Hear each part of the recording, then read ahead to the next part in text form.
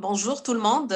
C'est avec un grand plaisir que je partage cette semaine de vaccination avec vous et je présente aujourd'hui, à côté de mes maîtres, je vais présenter le rattrapage et les rappels vaccinaux.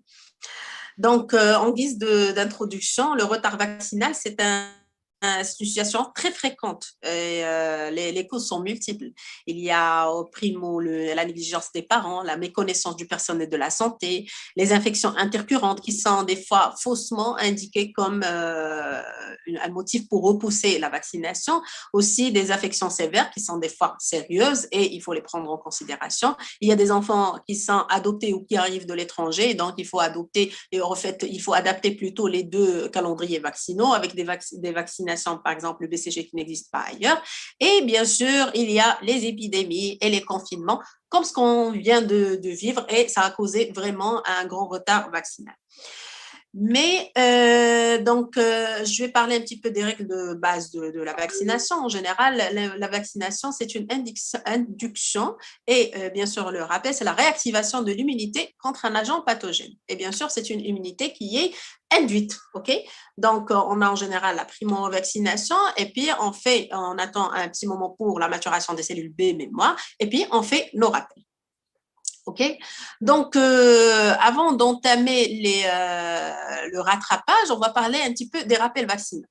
Comme on a vu avec professeur Bousfiha, le programme national d'immunisation, avec tous les, en fait, toute le calendrier. On a vu avec professeur Adnan tous les vaccins qui existent à l'échelle, en fait, qui ne sont pas intégrés dans le programme national d'immunisation, mais qui font partie plutôt de vaccins complémentaires dans le secteur privé. Elle a parlé aussi des rappels vaccinaux, comme vous avez vu, et un petit peu de rattrapage pour l'HPV et la varicelle. Ainsi, moi, je vais me limiter aux rappels vaccinaux, en fait, pour le programme national d'immunisation. Et ce qui est connu, en fait, c'est le rappel à 5 ans et à 11 ans, 12 ans. Vraiment, on dit que c'est connu, mais il y a aussi quelques praticiens ou notamment les infirmiers dans les cellules de vaccination qui ne connaissent pas des fois ou qui s'intéressent pas trop aux rappels vaccinaux, surtout à partir de l'âge de 11-12 ans. Mais qu'en est-il des rappels vaccinaux pour les ados et les adultes? Vraiment, c'est difficile, c'est vraiment méconnu, mais c'est pas vraiment impossible. C'est-à-dire, il faut profiter de chaque consultation d'un adolescent dans notre contexte, parce qu'on va voir les enfants jusqu'à 18 ans, ok? Surtout, dans les centres de santé, dans les cabinets. Il faut profiter de chaque moment de cette consultation pour revoir en fait les carnets vaccinaux pour voir s'il y a besoin d'un rattrapage et aussi faire les rappels. Et le rappel vaccinal, il a un double objectif. C'est la protection individuelle de l'individu lui-même et aussi une protection collective. Ici au Maroc, on n'a pas de schéma de rappel chez les adultes, mais j'ai calqué un petit peu du calendrier de la France. Il y a des rappels qui sont imposés à 25 ans, à 45 ans, à 65 ans, puis tous les 10 ans à partir de 65 ans. Alors, pour la coqueluche, comme a déjà expliqué Madame Adnan, alors la coqueluche, elle doit être, et M. Bousfiha aussi, il y a les épidémies de coqueluche qui se déclarent à chaque fois et il faut faire des rappels pour protéger les nouveau-nés qui font des formes graves, surtout moins de 3 mois.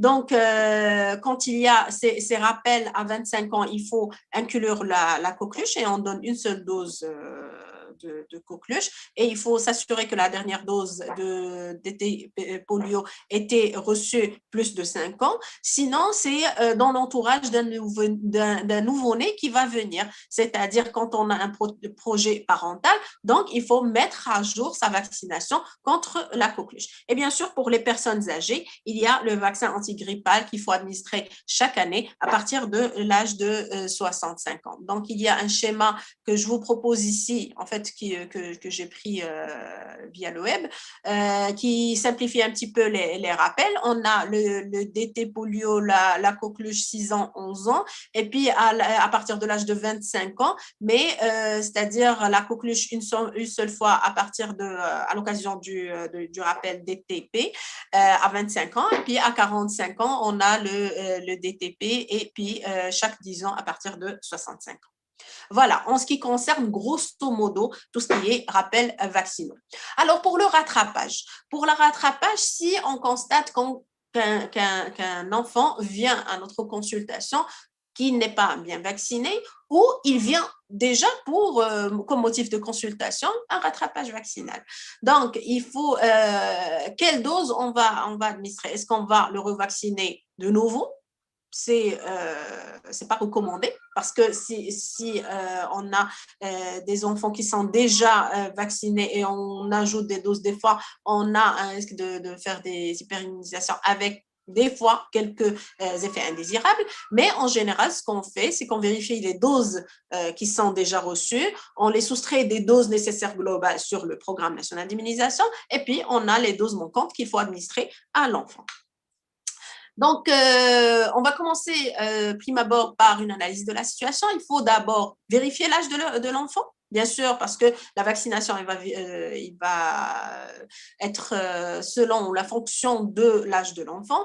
Est-ce qu'il dispose d'un carnet de vaccination, c'est-à-dire le carnet de santé? Est-ce que les vaccins sont reçus, sont bien notifiés? Les vaccins manquants, on va aussi remarquer qu'ils ne sont pas reçus. Mais le problème, c'est que quand il n'a pas de carnet, il est perdu, c'est un enfant adopté, on ne sait pas ce que c'est. Donc, il y a, comme j'ai dit, il y a un risque d'en faire trop, mais quand on n'a pas de document, il vaut mieux revacciner de nouveau que de considérer, par exemple, une seule dose qui était rapportée par le parent qui peut suffire alors que normalement, il ne va pas conférer l'immunité et la protection attendue. Donc, chez un enfant qui est pratiquement non vacciné, si ce nourrisson est âgé de moins de 5 ans, il faut s'aligner avec le programme national d'immunisation avec un décalage dans le temps des 3 premières doses. Et puis, il faut suivre le programme sans modification du schéma après. OK? C'est simple. Mais si le nourrisson, ou l'enfant, il est âgé de plus de 5 mois, c'est-à-dire on a un nourrisson ou un enfant, il faut bien sûr respecter les intervalles entre les doses. Ils sont modifiés selon le vaccin et bien sûr selon l'âge. Et le nombre de doses requises aussi, ils diminuent avec l'âge. Okay? Donc, il faut bien analyser la situation et ça s'avère un petit peu plus délicat. Donc, on va voir vaccin après vaccin et on va voir ce qui est pratique. Donc, concernant la rougeole, oréon, rubéole. Donc, si l'enfant il n'est pas vacciné, les 2 doses ils sont nécessaires quel que soit l'âge. OK? Il se présente normalement avant l'âge de scolarité. Normalement, l'enfant il doit être déjà vacciné, c'est-à-dire on a déjà à 9 mois, 18 mois, déjà les 2 doses, sinon il y a des rattrapages. Mais il se présente à n'importe quel âge, 2 doses sont nécessaires pour le rattrapage. Donc, il y a des situations particulières. Par exemple, s'il a reçu une seule dose, donc on va administrer la deuxième dose. Il faut dire jamais que la première dose, c'est-à-dire elle est suffisante pour donner l'immunité requise. Si la première dose elle est reçue bivalent, ça veut dire selon le programme national d'immunisation, le RR, mais les parents ils préfèrent recevoir la rougeole, oréon, rubéole. Donc là, il faut donner 2 doses de l'ROR. OK? Il ne faut pas donner une dose bivalent et la deuxième dose ROR. Voilà. Donc, pour la diphtérie, tétanos, polio, ça va changer bien sûr selon l'âge.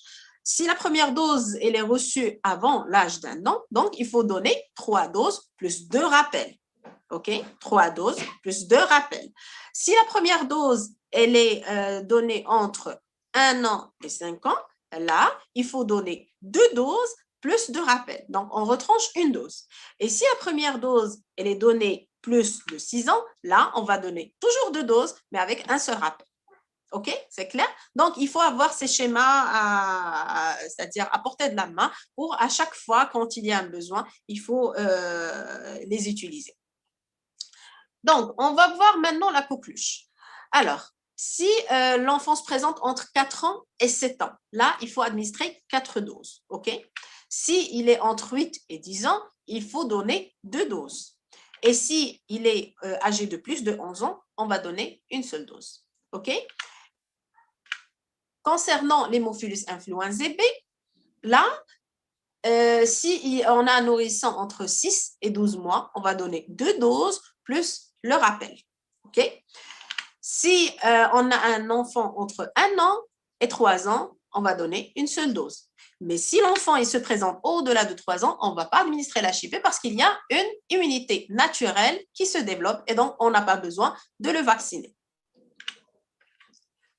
Alors, pour le pneumocoque qui confère une protection, le vaccin contre les infections invasives, les méningites et les pneumonies graves. Donc, si le nourrisson il se présente avant l'âge de 6 mois, il faut donner 2 doses à 2 mois d'intervalle, plus un rappel après 12 mois. OK? Si l'enfant se présente entre 7 et 11 mois, il faut donner 2 doses à 1 mois d'intervalle, plus le rappel dès le 12e mois de vie. OK? Et si le nourrisson se présente entre 12 et 23 mois, on va donner 2 doses à 2 mois d'intervalle, plus un rappel à 5 mois avant l'âge de 2 ans. Et si on est chez un enfant qui est âgé de 2 à 3 ans et il est en situation de risque, là, il faut administrer 2 doses à 2 mois d'intervalle. S'il n'est pas en situation de risque, on ne va pas le vacciner. Pour l'hépatite B. Alors, pour l'hépatite B, maintenant, les nourrissons, ils sont vaccinés à la naissance. Mais s'il n'est pas vacciné, il n'a reçu aucune dose, 2 doses à 2 mois d'intervalle, plus un rappel à 5-6 mois après est obligatoire. Et s'il n'est pas vacciné, il se présente entre 11 et 15 ans, là, il faut donner 2 doses à 6 mois et avec un intervalle de 6 mois à 12 mois. OK? Mais si l'enfant il a reçu déjà une dose et il n'a pas complété la deuxième dose, il faut donner 2 doses à 6 mois d'intervalle. Et les 2 doses qu'il faut donner normalement à 1 mois d'intervalle avec une dose 6 mois après. Alors là, ça, si on a un enfant qui était non vacciné ou si on a, c'est-à-dire un vaccin, en fait, un carnet à portée de la main où les parents déjà, ils nous disent, voilà, il était vacciné tel et tel. En général, c'est transcrit sur les carnets. Mais si l'anamnèse, il est inconnu, là, des fois, l'anamnèse, il est inconnu. Un enfant qui vient de l'étranger, on ne connaît pas la situation. Les parents ne connaissent pas un petit peu le programme qui est en vigueur dans ce pays. Donc là, il faut déjà commencer par une dose de vaccin selon l'âge. S'il est à 5 ans, on va administrer le DT-coq polio et le DT-coq polio, coqueluche et la chibé avec l'hépatite virale B. OK? Si entre le 5 ans et 7 ans, c'est le DT-coq polio avec coqueluche aussi. Et entre 8 ans et 15 ans, la même chose. Et on va donner le DT polio à l'âge de 16 ans. Mais après, il faut faire un dosage anticorps anti-tétanos 4 semaines après. Bon, si on a la possibilité toujours, parce qu'on sait que ces sérologies sont coûteuses, mais normalement, c'est ça les recommandations. OK? Donc, on va voir selon le titre, on va voir combien de doses on va donner. S'il est bien protégé, c'est-à-dire un ceux qui dépassent une unité par litre, donc il y a le rappel selon le calendrier normal, c'est-à-dire un enfant qui est considéré vacciné. Et donc, il faut suivre juste les rappels en vigueur dont j'ai parlé au début. S'il est vacciné, mais il a besoin d'être boosté, on va donner une dose à 6 mois. Si la réponse elle est très médiocre, donc là, il faut donner 2 doses avec une à 0 et puis la deuxième à 6 mois d'intervalle. Donc, pour les nouveau-nés à l'étranger, comme j'ai dit, il faut consulter le carnet de vaccination, il faut voir le programme de vaccination en vigueur dans ce pays et on peut se référer bien sûr, c'est le site de l'OMS, la rubrique d'immunisation, où on peut voir les schémas vaccinaux des autres pays pour pouvoir suivre un petit peu et intégrer les vaccins en vigueur dans notre pays et bien sûr voir c'est-à-dire les types de vaccins qui sont administrés déjà, parce qu'il y a une différence de type de vaccin utilisé. Et si on n'a pas de preuve de vaccination, il faut vacciner d'emblée. C'est-à-dire si quelqu'un se présente de l'étranger, il n'y a pas de carnet, il n'y a rien, donc il faut recommencer à zéro pour pouvoir le protéger. Donc, comme j'ai dit, pour l'HIB, il faut considérer comme non vacciné et il faut vacciner d'emblée. Et comme je rappelle qu'au-delà de 3 ans, il ne faut pas donner de vaccin parce qu'il y a une immunité naturelle, ce n'est pas la peine de vacciner les enfants.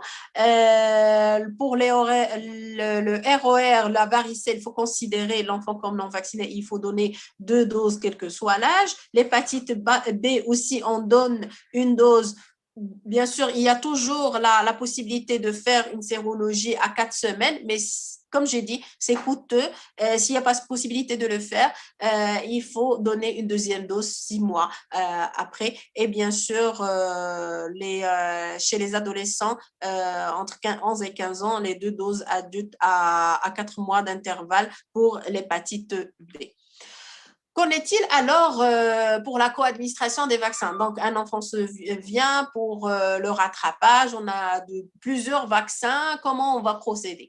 Donc, comment on va combiner ces vaccins? Donc, pour les vaccins inactivés, il n'y a pas de délai. C'est-à-dire, on peut vacciner le même jour, on peut vacciner avec, c'est-à-dire un mois d'intervalle, 15 jours d'intervalle, 2 mois d'intervalle, il n'y a pas de problème. Pour la combinaison entre l'inactivé et l'atténué, c'est la même chose, il n'y a pas de délai. Mais quand on a 2 vaccins atténués, soit on va les administrer le même jour ou on va les administrer avec au moins 1 mois d'intervalle. OK? Et il faut toujours limiter, bien sûr, le nombre d'injections. En général, on ne dépasse pas, en général, 2 injections par séance. Et bien sûr, j'arrive à la conclusion.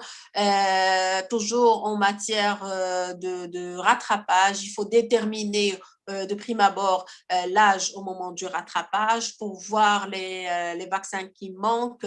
Il faut voir les nombres de doses reçues. Il faut calculer les doses manquantes, bien sûr, et il faut considérer, bien sûr, l'âge pour pouvoir déduire quel type de vaccin on va donner. Et il faut construire et élaborer un calendrier le plus raisonnable avec priorisation des infections les plus sévères pour pouvoir conférer une protection optimale pour cet enfant et bien sûr terminer le plus rapidement possible tant que les parents adhèrent. Et je vous remercie.